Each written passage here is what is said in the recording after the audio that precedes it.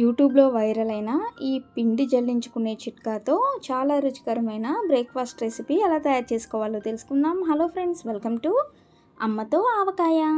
మరి ఈ రెసిపీ కోసం ఇక్కడ నేను 2 కప్పుల వరకు బియ్య పిండి తీసుకున్నాను. బియ్య పిండి పొడి బియ్య పిండి అండి.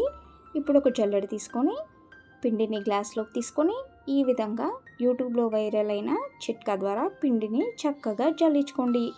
ఈ విధంగా జల్లించుకోవడం ద్వారా మనకి పిండి అనేది కింద పడకుండా చక్కగా గిన్నెలో పడిపోతుంది. ఈ చిట్కా ఆడవాళ్ళకి చాలా ఉపయోగపడుతుందండి. ఇప్పుడు ఈ పిండిలోకి జీలకర్ర 1/2 చెంచా వరకు వేసుకోండి. అలాగే సన్నగా కట్ చేసుకున్న పచ్చిమిరపకాయ ముక్కలు వేసుకోండి. పచ్చిమిరపకాయ ముక్కలతో పాటు తగినంత ఉప్పు కూడా వేసుకొని సన్నగా కట్ చేసుకున్న కరివేపాకు కూడా వేసుకోవాలి. కరివేపాకు వేసుకున్న తర్వాత ఇప్పుడు ఉల్లిపాయ ముక్కలు వేసుకోవాలండి.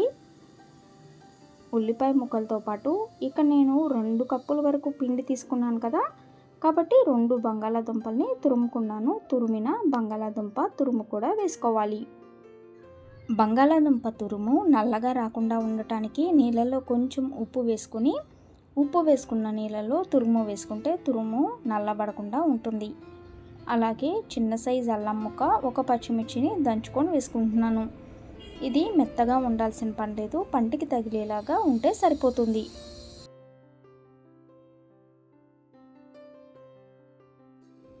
ఇప్పుడు ముందుగా పొడిపిండిలో ఇవన్నీ కలిసేలాగా కలుపుకున్న తర్వాత గోరువెచ్చటి నీళ్ళతో పిండిని కలుపుకోవాలండి.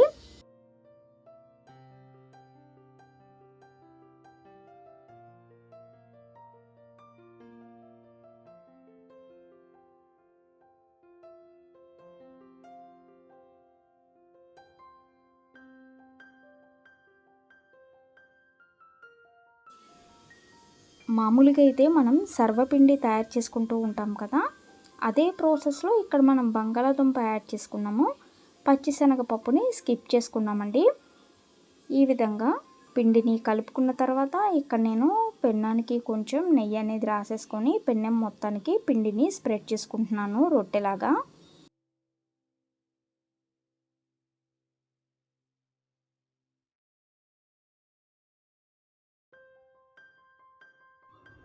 మీరు ఇక్కడ నూనె కావాలంటే నూనె వేసుకొని అయినా కాల్చుకోవచ్చు, లేకపోతే నెయ్యితో అయినా కాల్చుకోవచ్చు అండి.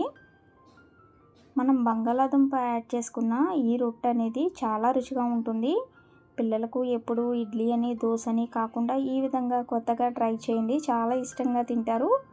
అయితే బంగాళాదుంప కాంబినేషన్తో తయారు చేసుకున్న ఈ రొట్టెకి టమాటా పచ్చడి పర్ఫెక్ట్ కాంబినేషన్ అండి. రోటి పచ్చడి అది కూడా. ఈ విధంగా హోల్స్ పెట్టుకుంటే మనకి చక్కగా మధ్యలో కూడా అంతా ఉడికిపోతుంది. ఇప్పుడు స్టవ్ పైన పెట్టేసుకొని కాల్చుకుందాము. కాల్చుకునేటప్పుడు మధ్యలో ఈ హోల్స్ ఏవైతే పెట్టుకున్నామో వాటిల్లో కూడా నూనె వేసుకుంటే చక్కగా ఉడికిపోతుంది.